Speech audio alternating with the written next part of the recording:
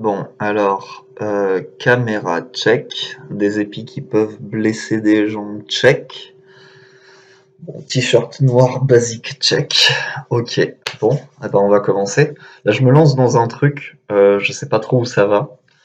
Ça me fait bizarre de parler devant une caméra comme ça, et en sachant que mes murs c'est du papier, donc c'est pas grave, voilà, tout le monde sera au courant.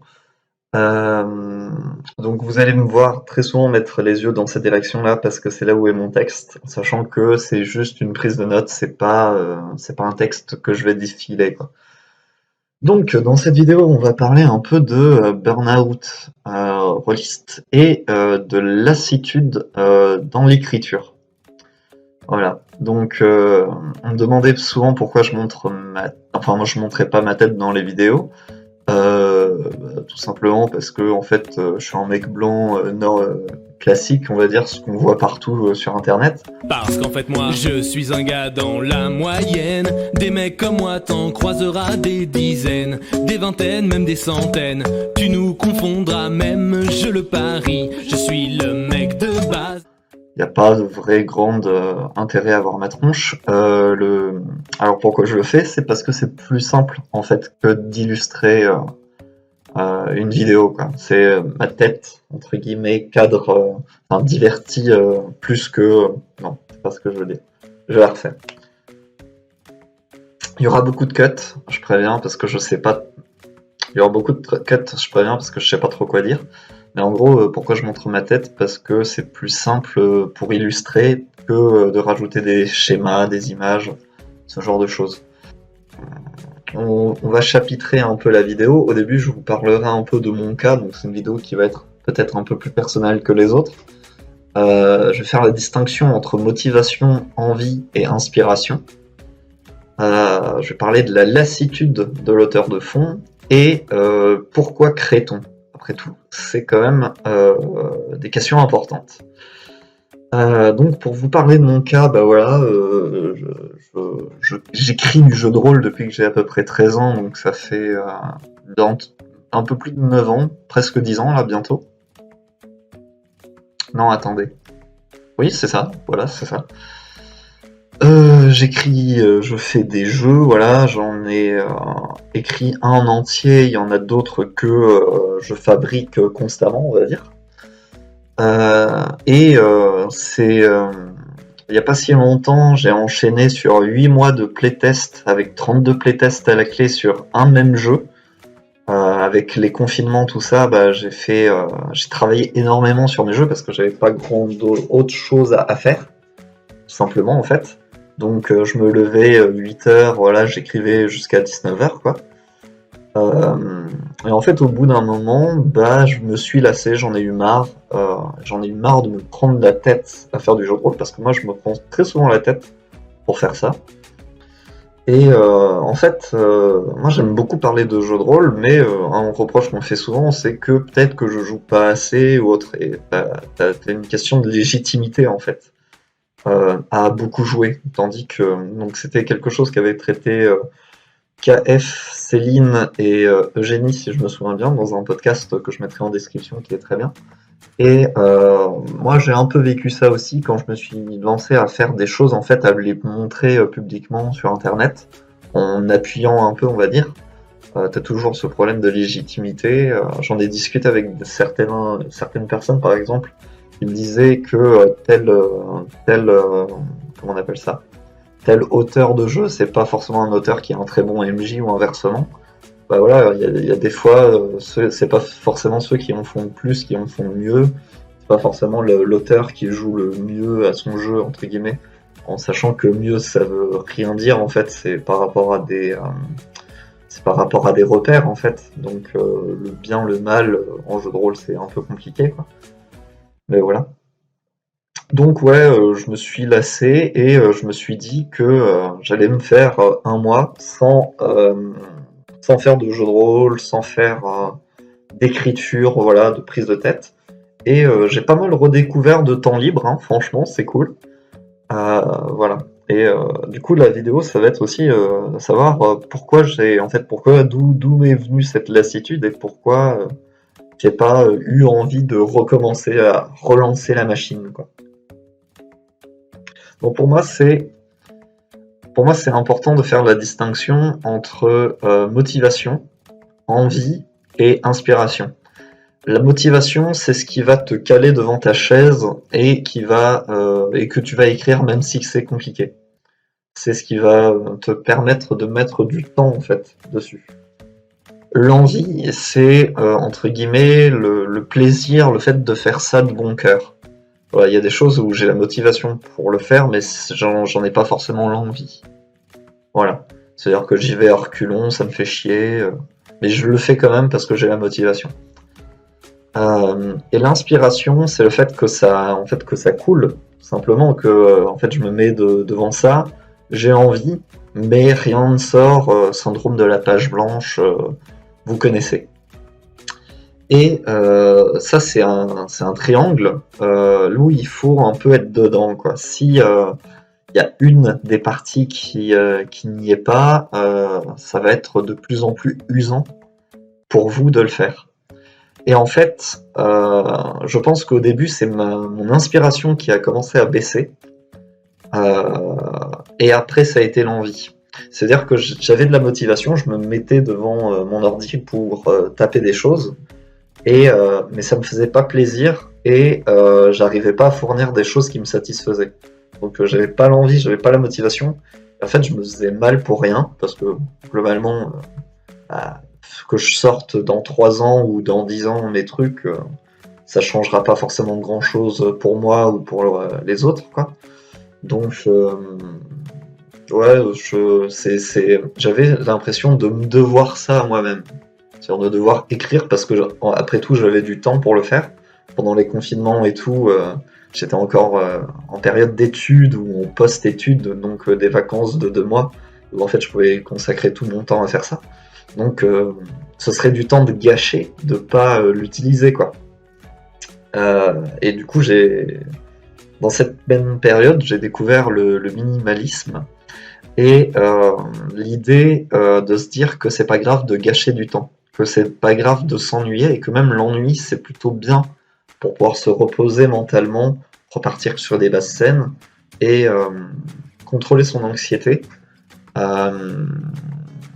Enfin, apprendre à maîtriser son anxiété humainement, c'est hyper important. Voilà. Et en fait, j'arrivais pas à m'ennuyer parce qu'en fait, j'étais toujours en train de réfléchir à comment améliorer des process, ce genre de choses. Et en fait, voilà, j'avais toujours une pensée en moi. Je pouvais pas mettre ça de côté pour faire autre chose. Et quand je lisais des livres, quand je fais des trucs, bah, il y a toujours cette idée de tiens, comment je peux l'utiliser, comment ça peut m'être utile, quoi. Et ce mode de pensée-là, je pense que à terme, c'est hyper épuisant. Enfin, moi, personnellement, ça m'a vraiment épuisé, quoi.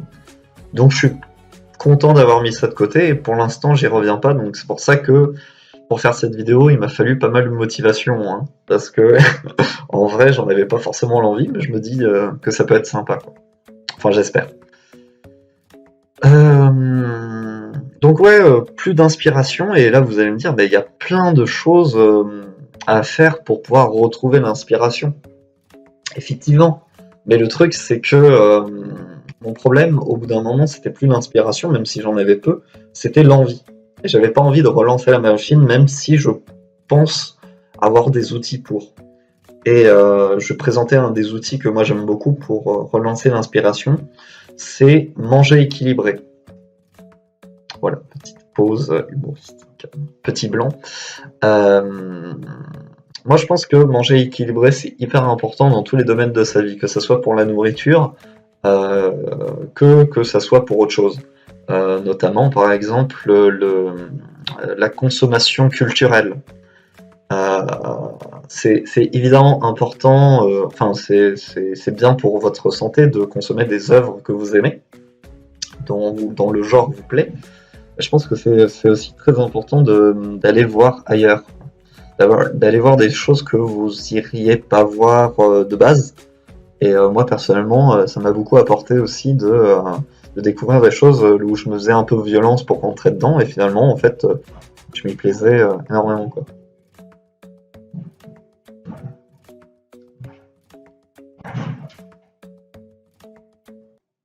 je viens de me revoir. Je parle très difficilement, j'articule pas très bien, je parle lentement. Donc je sais pas comment vous faites pour supporter, moi je pourrais pas. Voilà. Du coup, ouais, donc l'une des méthodes, c'est de consommer beaucoup de choses différentes. Une autre méthode que j'ai vue avec des gens avec qui j'en ai parlé, c'était de consommer beaucoup de fois la même chose pour vraiment sortir le pur produit de la chose. Mais moi, je trouve que du coup, tu risques de faire quelque chose d'un peu commercial, quoi que ça veuille dire. Et moi, je trouve ça beaucoup plus sain justement de s'inspirer de plein d'autres choses pour avoir une palette plus large. Voilà. Une autre méthode que je vois des jeunes créateurs faire et que je ne comprends guère, c'est le fait de dire on va pas s'inspirer, on va rien voir, moi je fais mon truc et j'ai pas envie d'être inspiré par les autres. Moi je pense que globalement vous risquez de faire un truc éculé à mort sans beaucoup d'originalité. Et ouais, moi je suis pas fan de cette méthode, je l'admets. Après, chacun est maître en sa maison, donc c'est pas mon problème, je suis pas votre père. L'envie, c'est quelque chose que vous devez vraiment écouter parce que je pense que si vous faites de la création tandis que vous en avez pas l'envie, euh, il faut vraiment que vous soyez professionnel du métier parce qu'en fait, ça, c'est quelque chose qu'on m'a beaucoup dit, c'est que toi, tu peux te reposer, entre guillemets, c'est pas ton job. Tu fais ça vraiment par passion, etc. C'est vrai. Je trouve ça extrêmement dommage aussi, mais c'est normal, c'est humain, que des professionnels justement du milieu artistique ou autre en aient marre, n'en aient plus l'envie de créer, de faire des choses. Moi, je trouve ça humain, mais dommage malheureusement pour eux. Moi, je pense que c'est vraiment mieux si vous avez l'occasion de le faire vraiment que quand vous avez cette envie. Et pour la motivation aussi, ça peut se travailler, faire du sport, ce genre de choses, ça peut travailler votre motivation. J'ai écrit un texte sur la lassitude de l'auteur de fond en inspiration à un truc qui s'appelle la solitude du coureur de fond. Qui est une nouvelle qui a été adaptée en film où, en gros, un jeune délinquant dans une prison va se mettre à s'entraîner à la course pour un concours entre prisons. Enfin, c'est pas vraiment une prison, c'est un camp de redressement, un truc du genre, je connais pas les détails. Et en fait, il va pas mal se réaliser par la course, il va gagner en notoriété, en respect, voilà. Mais en fait, au moment de franchir la ligne, il va s'arrêter parce qu'il va comprendre qu'il ne court pas pour lui, il court pour les autres parce que les autres lui disent de courir. Lui dit de courir. Et c'est un peu ce que j'ai ressenti en fait sur l'écriture, c'est qu'au bout d'un moment, j'écrivais plus pour moi-même, j'écrivais pour faire plaisir aux autres, pour que les autres me remarquent ou je sais pas quoi. Et je pense que c'est pas sain en fait, c'était pas sain de mon côté. Et du coup, j'ai préféré mettre en pause pour l'instant pour me poser la question de pourquoi j'écris. Et je pense que c'est une question fondamentale en fait. Parce que le truc, c'est que dans notre milieu, le jeu de rôle, euh, c'est rarement l'argent qui est la première motivation et la première rémunération, je pense. Les auteurs sont d'autant plus rémunérés par l'attention qu'on leur porte à eux et à leurs travaux que par du vrai argent en monnaie sonnante et trébuchante. C'est plus le temps qu'on va passer à parler de leur jeu, à jouer avec eux ou à jouer de notre côté et de leur dire qu'on a apprécié, c'est plus leur récompense que les 300 € pour les 400 heures de travaux qu'il a fournis, quoi. Alors d'un certain côté c'est triste parce que la plupart des auteurs sont pas payés au prix qu'ils le devraient. Après on peut se dire que c'est quand même beau d'une certaine manière d'être payé en attention, en amour des autres, etc. Que c'est une communauté qui peut se montrer soudée et très bienveillante envers les autres. Mais voilà, il y a ce côté un peu cercle vicieux du coup, où en fait tu crées quelque chose et tu as envie d'être rémunéré pour cette chose, et cette rémunération, la plupart du temps, c'est de l'attention. Du coup, tu vas chercher l'attention des autres, et tout le monde va chercher l'attention des autres, etc. Et ça peut finir par être malsain. Et je pense que si le but, c'est l'attention, il y a d'autres moyens que d'aller la chercher comme ça, en essayant toujours de produire pour exister, en fait, finalement. Je pense que donner de l'attention aux autres, ça peut être un très bon moyen aussi d'en avoir pour soi, en fait, tout simplement. Et d'être dans le partage. Et voilà, donc c'est quelque chose que j'essaie de faire, malheureusement. Euh, Comment dire? Il y a la théorie et l'application, et c'est vrai que donner du temps à tout le monde, c'est compliqué, et c'est très épuisant sur le long terme. Donc voilà, mais j'essaye quand même de donner un peu d'attention aux gens, quoi. Et les gens m'en donnent, merci à vous. Dans ce qui a amené le fait que j'aime pas le mot burn-out, je pense que c'est plus un épuisement. Ce qui m'a amené à cet épuisement, c'est aussi beaucoup la pression que je me mettais, parce qu'il fallait que ça soit bien, il fallait que ça soit à la hauteur de ce que faisaient les autres, entre guillemets. Euh, du coup, voilà, donc dans ce texte, je me suis un peu dit que je laissais tomber pour l'instant. Je reprendrai ça pour plus tard, sans doute. Et on m'a posé pas mal la question du fait que bah, je n'étais pas obligé de créer, que je pouvais être entre guillemets simple consommateur. Sauf que ça, moi, ce n'est pas possible. Parce qu'en fait, comme je vous ai dit, j'ai commencé à écrire, à créer des choses depuis mes 13 ans. Ce qui fait que je me suis vraiment construit avec ça et que je pourrais jamais retourner au stade d'avant. Enfin, pour moi, ça fait vraiment partie de mon comportement, tout simplement, quoi. D'où cette vidéo d'ailleurs, qui est un acte de création, mine de rien. Ouais, c'est un grand mot, hein, mais c'est ça. On va passer au dernier chapitre, c'est pourquoi je crée. Est-ce que je crée pour l'argent? Non, parce que là pour l'instant je vais pas en gagner. Et le jour où je vais en gagner, ben, j'en aurai plus besoin. Voilà, parce que j'ai un métier sur le côté. Est-ce que c'est la réputation? Et je pense que non, je vais pas commencer par ça.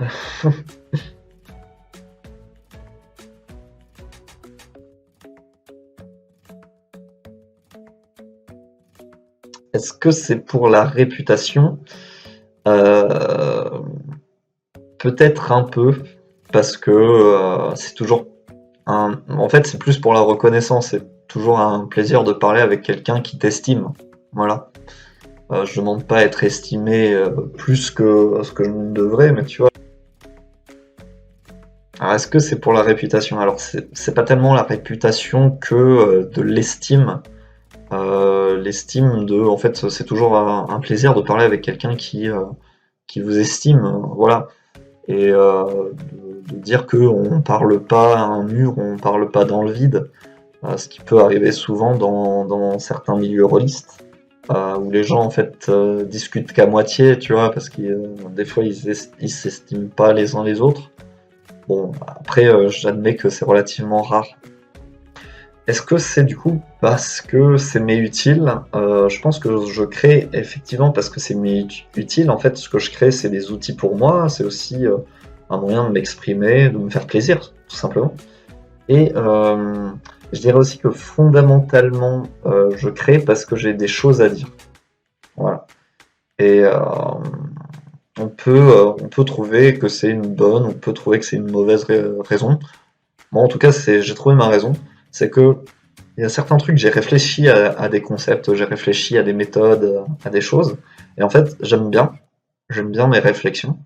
Et comme j'estime mes réflexions, j'ai envie de les faire partager, euh, un peu par respect pour elles. Et si jamais je les croise dans autre chose, bah en fait ça me coupe l'envie de créer, parce que je me dis bah ça existe déjà, du coup je vais pas me faire chier quoi. Enfin, se faire chier entre guillemets, parce que j'aime bien ça. Mais du coup voilà, donc pourquoi je crée? Je crée parce que j'ai des choses à dire et que j'aime les dire. Voilà, tout simplement. Et je suis pas forcément très bon, parce que là vous voyez dans la vidéo je suis un peu pâteau à m'exprimer, mais bon c'est pas forcément le cas dans la vraie vie quand je discute avec une personne en one-to-one. Mais je sais pas où j'ai. Oui, voilà, donc je suis pas forcément virtuose, mais j'ai vu une vidéo que je vous mets aussi dans la description que j'ai bien aimée, qui fait la distinction entre justesse et virtuosité. Et en fait, il y a des choses qui sont virtueuses, enfin qui ont été faites avec virtuosité, je sais pas, je connais pas les mots, et c'est bien, mais c'est pas forcément juste. Et juste, en fait, c'est quand ça tape là où il faut, quand il faut. Et c'est par des sentiments un peu vrais, c'est un peu ce côté non calculé euh, qui est intéressant.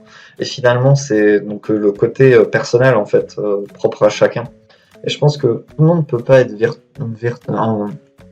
tout le monde peut pas être un virtuose, mais tout le monde peut atteindre une certaine forme de justesse dans son propos, dans son œuvre. Moi, ce que je cherche, évidemment, c'est à gagner en virtuosité, parce que bon, c'est toujours plus simple quand quelque chose est mieux fait, on va dire. Mais le but fondamental de ce que je veux faire, c'est quelque chose qui est très personnel, quoi. Et je pense que c'est ce que la plupart des gens cherchent dans le jeu de rôle, en fait. C'est d'avoir quelque chose de particulier qui ne ressemble pas à tous les autres. Parce que si un jeu de rôle ressemble à tous les autres, bah en fait, pourquoi y jouer finalement? Voilà. Donc moi, je vous invite vraiment à vous poser la question de pourquoi vous créez. Et là, ce qu'on pourrait me dire sur la justesse et la virtuosité, c'est très ironique par rapport à ce que j'écris enfin, ce que je fais en vidéo. Parce que je parle de choses très méthodologiques, pratiques, voilà, donc découper son univers selon des axes, réfléchir à de la conception, etc. Certes, c'est des outils qui vous permettront à traiter votre point, ce qui vous intéresse en fait. Donc effectivement, les outils, c'est que des outils, c'est pas ça qui va faire de la justesse, parce que la justesse, elle vient un peu des tripes, quoi.